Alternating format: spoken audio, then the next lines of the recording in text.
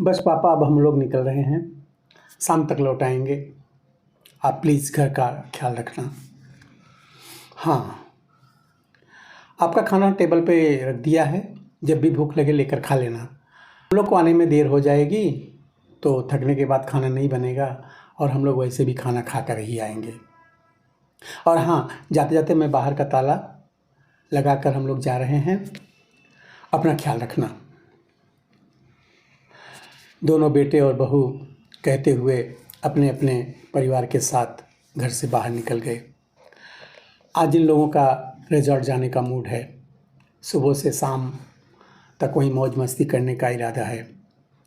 एक बार भी किसी ने हरदयाल जी से ये नहीं पूछा कि क्या वो भी जाना चाहते हैं या नहीं।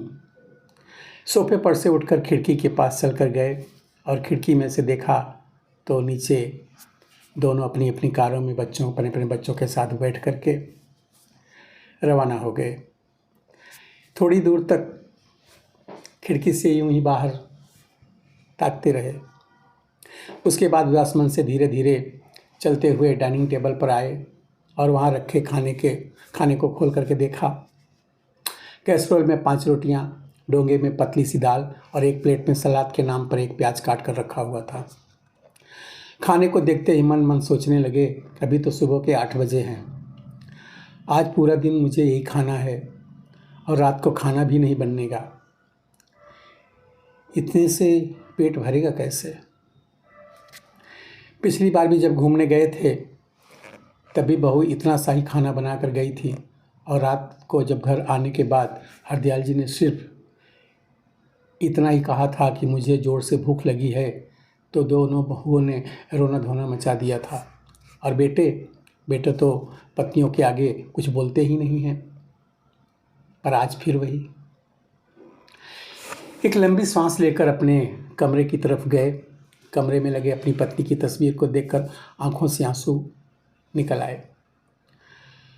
एक वह थी जो कभी मुझे भूखा नहीं रहने देती थी, पर उसके जाने के बाद तो सचमुच पेट भर खाने की बात क्या, तरस गया हूँ। सोचा था रिटायर होने के बाद परिवार वालों के साथ खूब घूमूंगा फिरूंगा, पर यहाँ तो बीमार नहीं हूँ, हर कोई बीमार बनाने में लगा हुआ है। जानता था कि हर बात के 2 पहलू होते हैं, पर कभी इस पहलू के बारे में सोचा ही नहीं। पहले कितना घूमने का शौक़ था, महीने में 2 बार तो परिवार के साथ बाहर घूमने निकल ही जाते थे। पर अब कितने महीनों से घर के बाहर भी नहीं निकला हूँ। यह लोग तो जब कभी जाते हैं बाहर तो ताले में बंद करके जाते हैं, एक बार भी नहीं पूछते कि पापा आपको चलना है क्या। अब तो घुटन सी होने लगी है, किसी से बाहर बात भी नहीं करने देते और खुद भी बैठकर बात करना पसंद नहीं करते।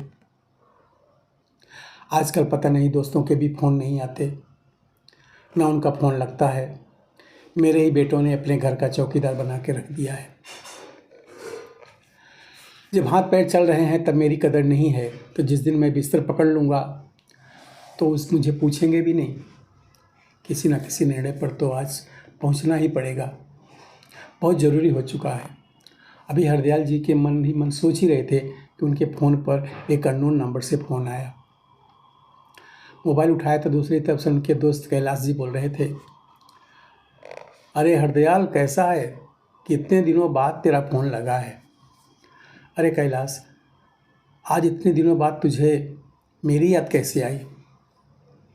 भाई ये पूछने के लिए कब तक भाभी जाने का गम मनाएगा? कुछ आगे का सोचा है कि नहीं? मतलब यह कि इस बार हम सारे दोस्त मिलकर रामेश्वरम घूमने जा रहे हैं। तू भी चलेगा इस बार? पिछली 2 बार भी तुम मना कर चुके हो। मैंने मना किया? कब? अरे पिछली बार वैष्णो देवी यात्रा पर गए थे, तब उससे पहले कैलाश मानसरोवर यात्रा पर गए थे। तेरे फ़ोन पर फ़ोन लगाओ तो लगता ही नहीं है। तेरे बेटों को फ़ोन लगाया था तब तेरे बेटों ने कहा कि पापा मना कर रहे हैं। अब मम्मी के बगैर उनका मन कहीं नहीं लगता। इस बार मैंने किसी और नंबर से फ़ोन लगाया तुझे। कमाल है, यह नंबर तो लग गया। यह सुन कर के हरदयाल जी हैरान रह गए। उन्हें तो बिल्कुल पता नहीं था कि पहले भी 2 यात्रा हो चुकी है। मतलब बेटों ने उन तक बात पहुंचाई ही नहीं। और फिर उनका मोबाइल। अरे क्या हुआ, जवाब तो दे। अचानक कैलाश जी की आवाज़ से हरदयाल जी की तंद्रा टूटी। अरे हाँ, इस बार ज़रूर आऊँगा। कितना पेमेंट देना है वह बता देना, मैं डिपॉजिट करा दूँगा। चल, मैं तुझे अपने व्हाट्सएप ग्रुप में शामिल कर लेता हूँ और वही सारी डिटेल भेज देता हूँ। और रही बात पेमेंट की, वह तू बाद में दे देना। कम से कम तूने हाँ तो की। वैसे भी हम कल ही रवाना हो रहे हैं और तेरी टिकट हमने पहले से ही करवा ली थी। अगर तू फ़ोन नहीं उठाता तो आज हम तेरे घर आने वाले थे। अच्छा ठीक है बाबा, पर डिटेल आधे घंटे बाद भेजना। चल फिर फटाफट से तैयारी कर ले, कल सुबह ही निकलना है। कहकर कैलाश जी ने फ़ोन रख दिया। कैलाश जी के फ़ोन रखते ही हरदयाल जी ने अपना फ़ोन चेक किया। हरदयाल जी के अधिकतर सभी दोस्त उसमें ब्लॉक हो रखे थे। उन्हें याद आया कि पिछली बार बच्चों को मेरे भरोसे छोड़कर चारों ओटी घूमने गए थे। देखकर हरदयाल जी का दिमाग चकरा गया। इतना बड़ा धोखा। कुछ देर तक आंखों में आंसू लिए अपनी पत्नी की तस्वीर की तरफ देखते रहे। फिर आंसू पोंछकर सबसे पहले हरदयाल जी ने अपने सारे दोस्तों को अनब्लॉक किया। उसके बाद उठकर अपने कमरे में चले गए और अपनी अलमारी में से अपने टूर पर पहनने वाले कपड़े निकाल कर पैक किए। अपने स्पोर्ट्स शूज निकाले और उनकी धूल साफ की। कुछ कैश और आईडी अपने पास रखे। मोबाइल पर अपने अकाउंट चेक किए। सभी दवाइयों का बॉक्स रखा। जितना समझ में आया उस हिसाब से पैकिंग कर ली और इंतज़ार करने लगे दूसरे दिन का। रात को जब बच्चे आए घर पर तब हरदयाल जी सो चुके थे। किसी ने भी उनके कमरे में जाने की जहमत नहीं उठाई। सब अपने अपने कमरे में जाकर सो गए।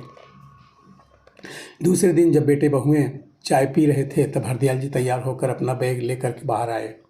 उन्हें देखते ही बड़ा बेटा बोला, अरे पापा आप कहाँ चल दिए?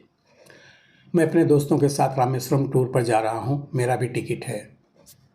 हरदयाल जी की बात सुनकर चारों बेटे बहू एक दूसरे की शक्ल देखने लगे। बड़ी बहू बोली, पापा आप ऐसे कैसे जा सकते हैं? बच्चों के एग्ज़ाम शुरू होने वाले हैं और हमें भी बेंगलुरु के लिए रवाना होना है। मेरे मौसा जी के बेटे की शादी है। बच्चों को हम किसके भरोसे छोड़कर जाएंगे? आपने सोचा भी है? छोटी बहू ने कहा, अरे क्यों फालतू में पैसे खर्च करना? आपके पास इतना ही पैसा है तो थोड़ा बहुत हमें दे दीजिए, बेटे ने भी कहा। और वैसे भी इस उम्र में कहाँ घूमने की लत लग गई है आपको? कल को गिर पड़े गए तो कौन सेवा करेगा? इसलिए चुपचाप अपना सामान वापस कमरे में रख दीजिए, बड़ी बहू बोली। मुझे ऑर्डर देने वाली तुम कौन होती हो बहू? तुम लोगों ने मुझे अपने घर का चौकीदार समझ रखा है क्या, जो अपने बच्चों को मेरे भरोसे छोड़कर चले जाते हो?